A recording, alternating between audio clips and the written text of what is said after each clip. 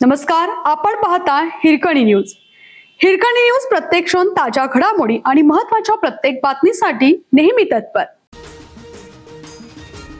रांगोळीत पाठलाग करून युवकाचा निर्गुण खून.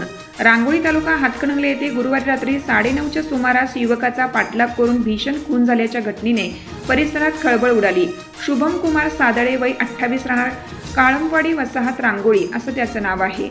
शुभम सादळे याचे सर्व्हिसिंग सेंटर आहे. कुटुंबासह तो काळंबवाडी वसाहतीजवळ राहतो. गुरुवारी रात्री 9:30च्या सुमारास काळंबवाडी स्मशानभूमीला लागून असलेल्या रिकाम्या जागेत उभ्या असलेल्या शुभमवर अज्ञातांनी धारदार शस्त्रांनी भीषण हल्ला केला. हल्ल्यातून बचावण्याचा प्रयत्न करत जीव वाचवण्यासाठी शुभम ओरडत जवळच असलेल्या आपल्या घराकडे पळत जात असताना पुन्हा त्याच्यावर हल्ला करण्यात आला. वर्मी घाव बसल्याने तो रस्त्यातच कोसळला. दरम्यान फारशी वर्दळ नसल्याने हल्लेखोर पसार झाले. मोठा रक्तस्राव झाल्याने बेशुद्ध पडलेल्या शुभमला उपचारासाठी इचलकरंजीला नेला असता डॉक्टरांनी त्याला मृत घोषित केलं.